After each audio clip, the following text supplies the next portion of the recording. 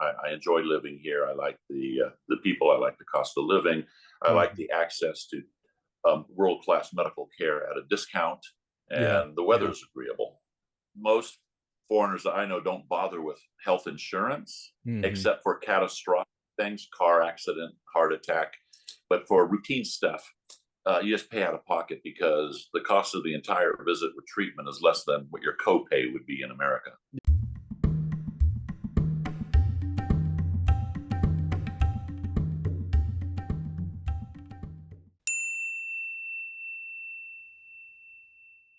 Hi, I'm Ray from Adventure Freaks Podcast, and I wanted to thank you for viewing our content. I also wanted to announce that we have a new website called adventurefreaksss.com. Please check it out. We have living abroad cheap reports that provide all the details you will need before you embark on that journey to live or retire overseas. If you enjoy this content, hit subscribe and like that. It doesn't cost you anything to do that, and it helps us immensely.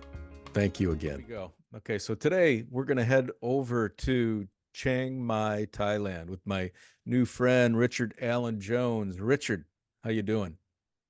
Doing good. Thank you for having me. Yeah, thanks for being on the podcast, man. I appreciate it.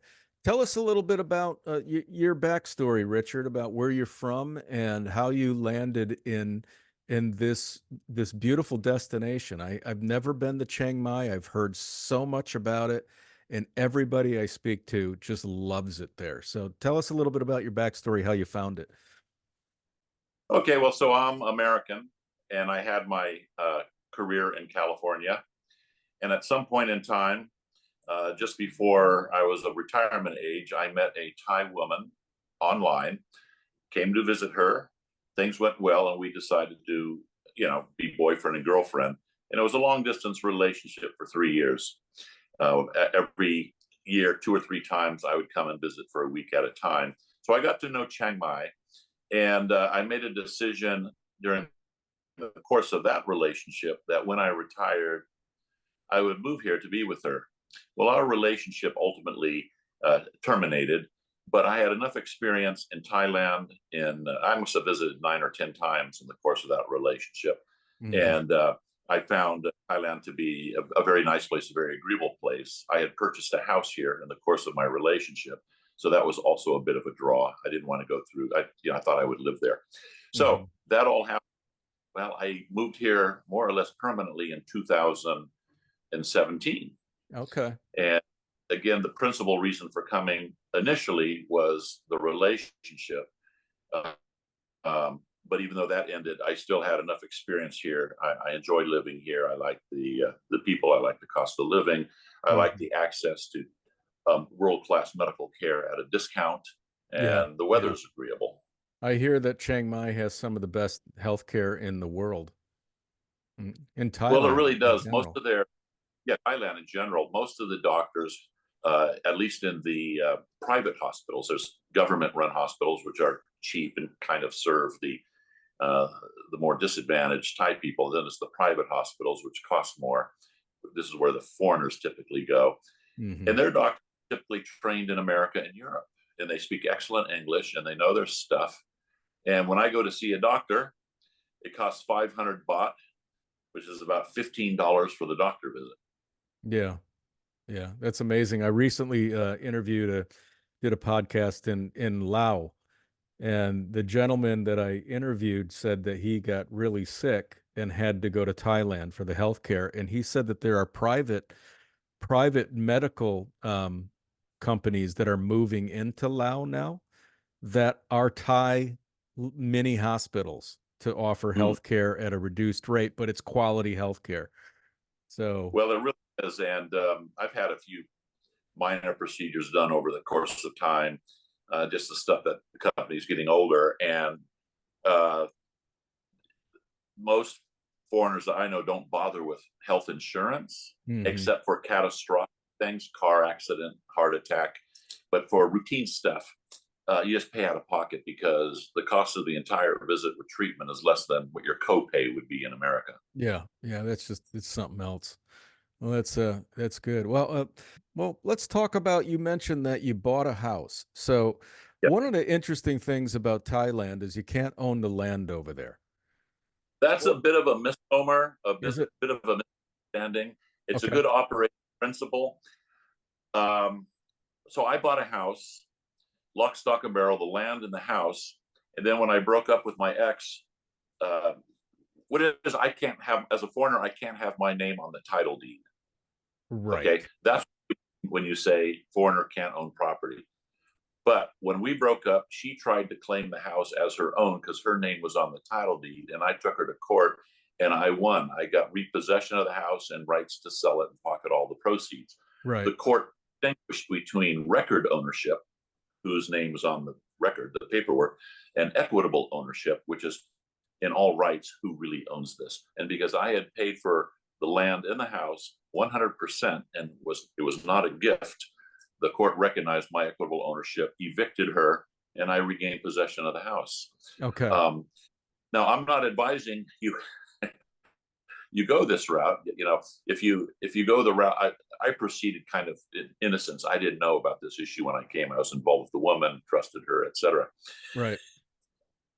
So, although you can get judicial recognition of your ownership rights, it comes at a cost. You have to go through a court proceeding. It took me 5 years and a bit of money. So you can own the house, you just can't own the land under it, is what you really. So to figure all that out, Richard, and to be successful in court, what is your background? I was a business attorney for 28 years. So what it meant. So you were a lawyer. There you go. I knew it. Faith in the legal system, and I had record keeping. That's good. See, it comes in handy even overseas. That's awesome. That's good. So the thing is that the net or foreign expatriates can never own land. Only nationals can own land, but you can own outright a condo, from what I understand. Is that correct? Yes, and you can own the house on the land, but that you can could own the house on the land, but not the land itself. Under, and that's why most foreign, unless they're married to a Thai person, will own a condo. Right. Yeah. So let me ask you this: have you looked at condos? Have you purchased one yet, or? Yeah, I'm currently living in one. I actually rent the one I'm currently in. Okay. I chose not to live in my house alone because it was too big and a little bit out of the way. So I rented this condo here, which is a 2-bedroom, 2-bathroom condo in what you might call a luxury building. Got 24-hour security. It's got a nice swimming pool and a gym and a library and nice cafe below, right near the downtown area. This condo, if I were in California, would cost me $3,000 to $4,000 per month. Here, it cost me $800 a month. So that's what you're paying for that place, $800 a month. Yeah, and you might regard this as on the high end. Wow, that's incredible. And you got all those amenities. Yeah, it's a beautiful place. I can tell it's gorgeous. And you got to, so are you in the city center too, where you can pretty much walk? Yeah, what we call Old Town and the Night Bazaar. Okay. Yep. Where tourists typically want to be. Yeah. There's just a whole lot of restaurants and coffee shop and massage places and entertainment venues pretty much within walking distance. Although I don't walk much here. It's too hot. Yeah. Do you have a car, or how do you get around? I have a motorcycle. You have a cycle. Okay. All right. And then you bought it over there, obviously. And what do cycles go for over there? Well, the one is called a Honda Forza, which is a 350cc bike. Okay. A bit of a larger one, but it allows me to, tour in the mountains and so forth. And I bought that used for 80,000 baht, which would be about $2,000 now. I was about to say that I think a perfect motorcycle around town is a Honda PCX, 150cc, plenty peppy enough, strong enough, but small enough. It allows you to lane split and always get to the front of the line at a traffic light. Yeah. And you can pretty much go across the entire breadth of Chiang Mai in 20 minutes on a motorcycle. It might take you an hour in a car. So motorcycle, way to go. I never had a motorcycle in America. I never drove one before, but it's pretty easy, intuitive, and awfully convenient. Yeah. And what do you do if you get caught in the rain? You wait under an underpass, or have you have a raincoat under the seat. But if you know it's going to rain or it's threatening, you just take their version of Uber, which is called a grab car, and it's very cheap. You can go all the way across town for, you know, $5 or $6. What is it called? Grab? Grab, Yeah, grab a car. It grab a used to be car. owned by Uber, but Grab purchased And Uber's they right. have the tuk-tuks there too, right? They do, and that's the most expensive means of transportation here. Okay. Okay. But tourists Yeah. use them generally, but they're fun. Now, does Chiang Mai have like a public bus system? And It does. I've never used it, and from what I'm told or what I've seen on Facebook, the only people who really do use it is tourists who have a certain agenda. I want to visit this site and then this site and this temple, this museum, and the buses stop at those places. And suitable for a tourist, not so suitable for someone who's living here. yeah. There's more convenient transportation options. You don't have to stand in the hot, humid weather to wait for a bus. The grab cars are incredibly cheap. My usual ride is just $2 or $3, or your own motorcycle. Yeah, yeah. Okay. Or they have called red trucks, which is a form of communal taxi. Yeah. What is that called? It's called a red truck. Red here truck. in Thailand. They call them rot dang, which means red truck. Rot dangs or song taos. Red truck, they're vans. They're like pickup trucks with a shell on the back with 2 bench seats. And you tell the driver will slow down if they see you on the side of the street, and you shout out where you want to go. If they're going in that general direction, you hop in, and it costs like $1, a little more than $1. Yeah. And they are prolific. They are everywhere in Chiang Mai. So that's a cheap and fairly convenient way to get around. But in terms of, okay, so I'm living in sort of a luxurious place, an apartment, yeah, for $800 a month, and a lot of people opt for less glamorous digs, maybe a 1-bedroom or a studio. Yeah. And that might cost 10 or 12,000 baht, $300 or $400 per month for a perfectly place that most people are, content with. I'm used to having a bit of space, and as I say, I wanted people to visit me, and so I got something bigger and grander. Yeah, yeah. Okay. Do those rents typically include utilities, or are No, utilities separate? utilities are separate, but for me, it's about $50 to $70 a month for water and electricity. And it really depends on how much you're going to use your air conditioning. Yeah. Some people are perfectly happy with a fan and an open window. I am not one of those people. I have my AC on all the time, so my utility bill tends to run a bit high. Okay, so you're doing about 50 to 70 per month with that's just electric and water? Yeah, water is dirt cheap. The electricity, and when you move into a condo, often the amount you pay is not set by the utility company, like the company.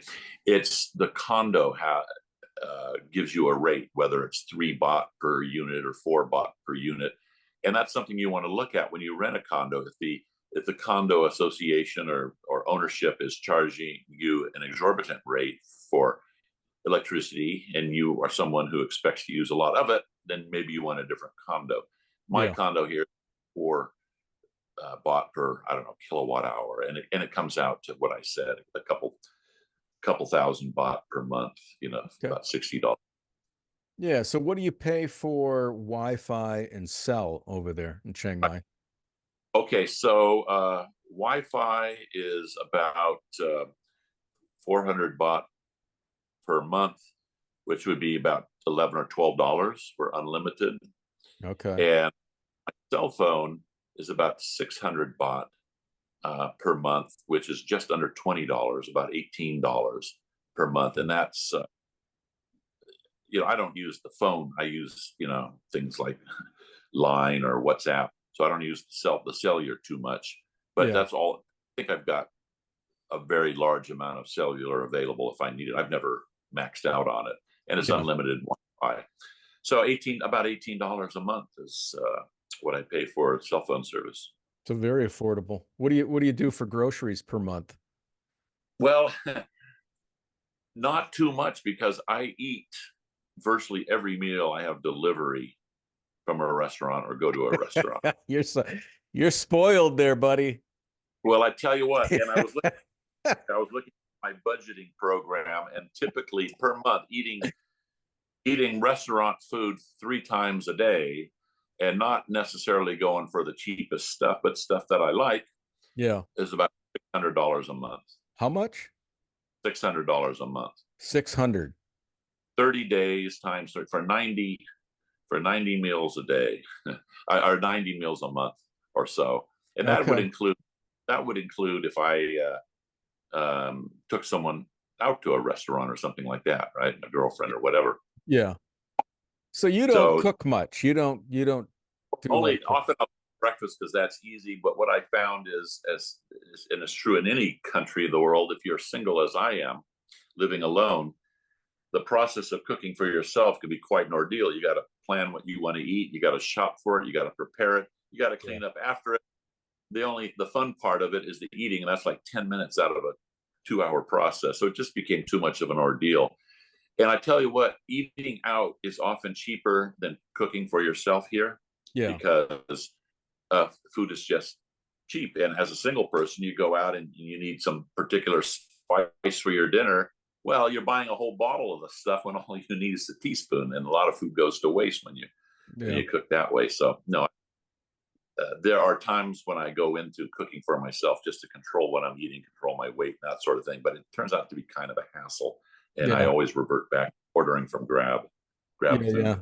Wow. Well, and you live in Thailand, which to me is some of the most spectacular food on the Well, planet. So and good. if you've never been to Thailand and only experienced Thai food in a Thai restaurant in America, you're missing out on a lot because Thai restaurants in America, it's like the greatest hits of Thai food. Okay, Hmm. you come here, you get the anthology, you get everything, thousands of dishes, not a dozen or 2 Hmm. dozen, which you every Thai restaurant. There's the opportunity or the options are endless here, and there's regional cuisine that you can explore. You know, the South and the North and the East. So, and it's all cheap. If you're content with street food, you can go out and have dinner for $1.50. Yeah. That's amazing. What do So you the go ahead. for like a neighborhood local restaurant where you get like a nice Thai dish, vegetables, rice, Yeah, maybe like some kind of a stir mm-hmm. fry of some kind. I mean, what does that typically cost at a local neighborhood Yeah, eatery? local $2 or $3. $2 or $3. Yeah, And that's lunch and dinner, even if you go dinner. yeah, yeah. Thais eat the same thing for breakfast, lunch, and dinner. Wow. You want fried fish for breakfast, you got it.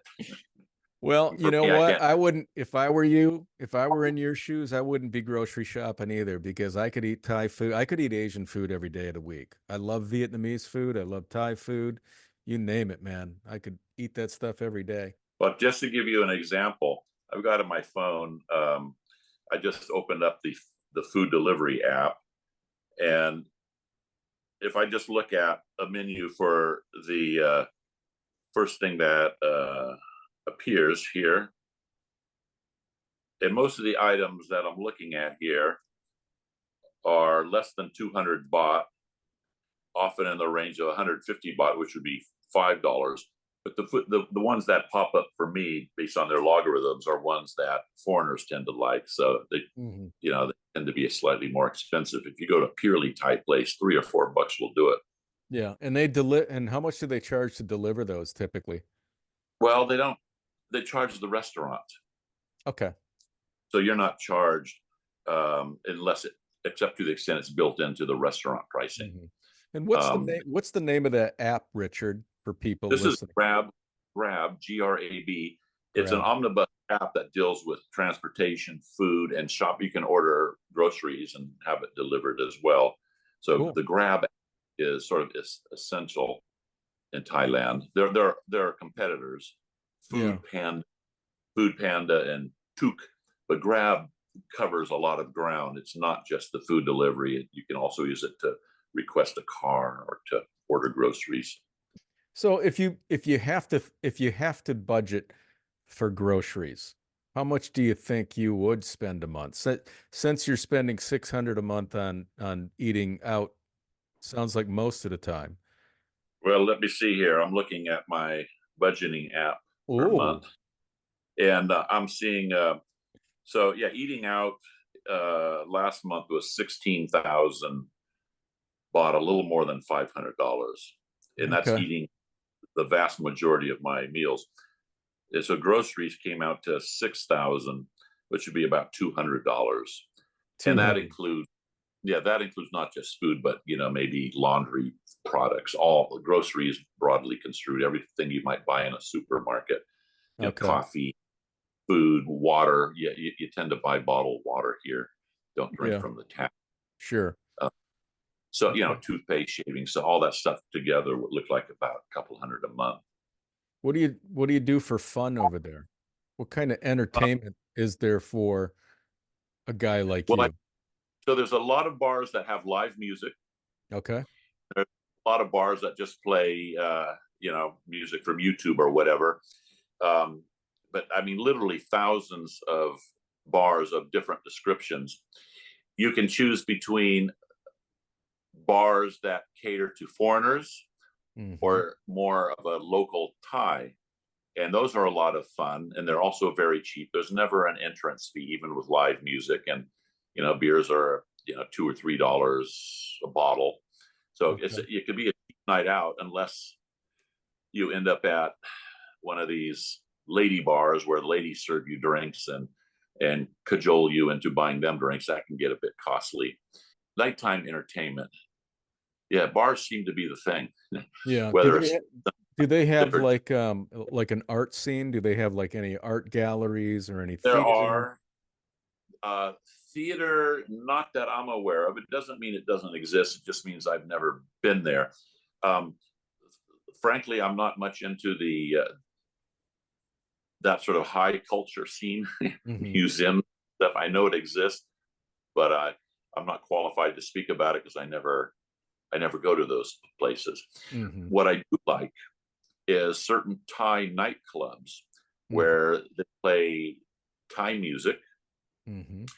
and it's very easy to meet local Thai people, most of whom, or at least many of whom, speak English, and they're very friendly and gregarious. Hmm. And spend 4 or 5 hours in one of these joints, and spend $10 or $20. It's just it doesn't have to be expensive at all, and Hmm. you're exposed to a bit of Thai culture. The alternative is a bar frequented by foreigners, and there are a lot of those. And the benefit of that is you meet fellow expats and share experiences and speak fluent English, but those tend to be more expensive. Hmm. And depending on how much you lose your judgment or let your guard down, you might walk out with after spending $100 or $150. So it's scalable. Your experience is scalable. Yeah. Now, there's also a lot of night markets. Yes, Okay. I've heard about those. I've seen some recent pictures of those. Now, those are kind of fun for people watching and looking at local handicrafts and eating street food of various descriptions. And Hmm. just down walk from where I live, there's the what's known as the night bazaar. Big Hmm. long every night people set up their little kiosks. There's hundreds of them selling a variety of food and handicraft sort of products, and that's very popular among visitors to Thailand. And Hmm. around Chiang Mai, there's the Sunday night market, there's the Friday night market, and then there's the night bazaar, which is every night. So it's Hmm. always available. Yeah. Okay. All right. Great. Um, we didn't talk about visa. Are you on it? Yeah, What kind of a visa do you have? I have a retirement visa. It's a 1 year retirement visa, which means every year I've got to renew it. And Okay. the way retirement visas work here, and this is not the only option for long stay people, but for a retirement visa, good for 1 year, you have to do one of two things to qualify. Well, you have to be of retirement age. I think it's 55 and older. Okay. And you either have to deposit lump sum of money in a Thai bank and leave it there. It's like 800,000 baht. Okay, so I think that's about 22,000, twenty-three yeah, thousand.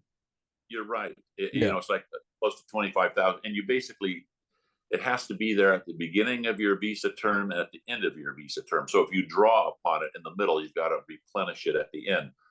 And I didn't like that option because you're tying up $25,000 that might be invested profitably in stock market or whatever you do. Sure. When Yeah. you a bank account, you're getting all of 1%. Okay. Mm-hmm. So I use what's called the income method, which I'm required to bring in 65,000 Thai baht per month. 65,000 is about $1,800 per month Right. from Yep. okay, so I get my social security and I send 65,000 baht of it per month into Thailand, and that meets my visa requirement. Okay. And, Yeah.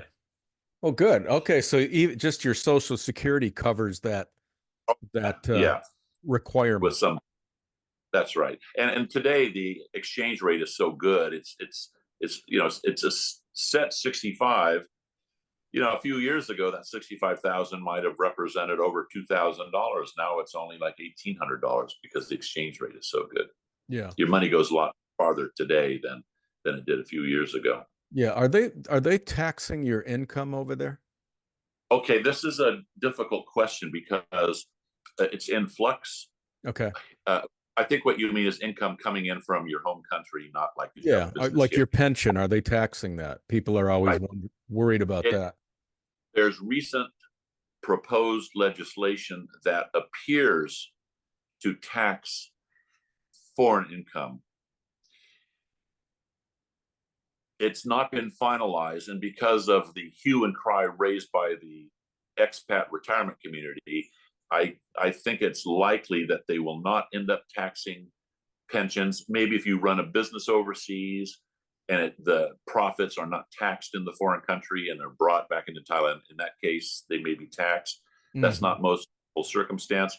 And most countries from which expats arrive into Thailand, those countries have taxation agreements or treaties with Thailand that avoid double taxation. So I'm taxed in America on my Social Security. Because of that, I won't be taxed in Thailand, even though somebody from another country might be. So what you need to know is, first of all, what is the final legislation? We don't know yet. It hasn't been rubber stamped in all its details. And second, even if the new legislation will tax sources derived from foreign sources, does your home country have a taxation treaty with Thailand?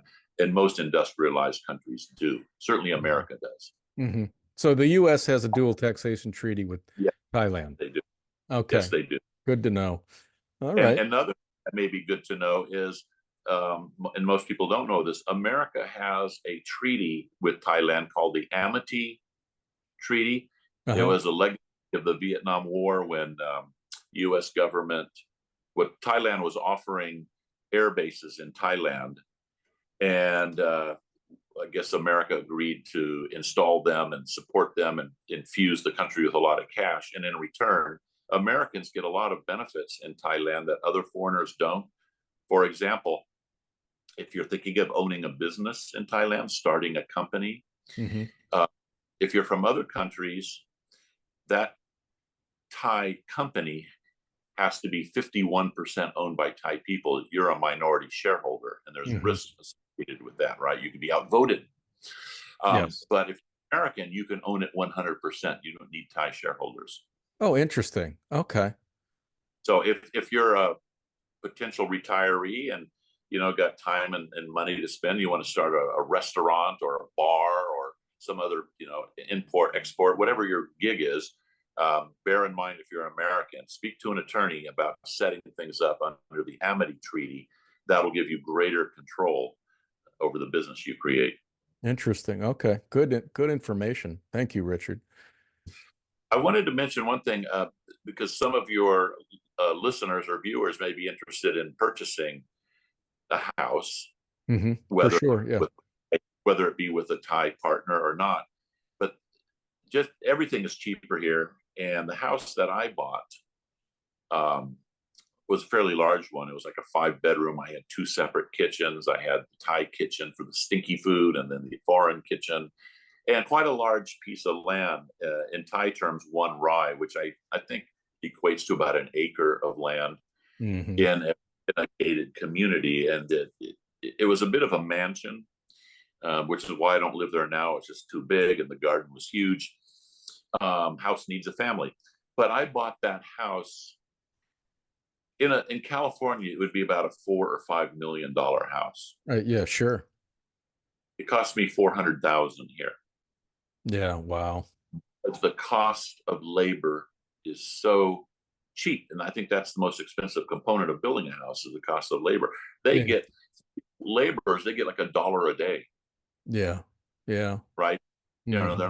They're not getting 40, 50, or $100 a day. So the construction, the purchase of the land, an acre of land, the construction of the house, um, and the hiring of an architect and interior designer, all that stuff, $400,000. Yeah, that's You know, amazing. Well, okay, Richard Allen Jones, thank you so much, man, for being on the podcast and sharing all this info. okay, you bet. Hope it's helpful. Yeah, man, and yeah, appreciate your time and have a great rest of the day, and let's do this again in the future. Yes, sir. Take care.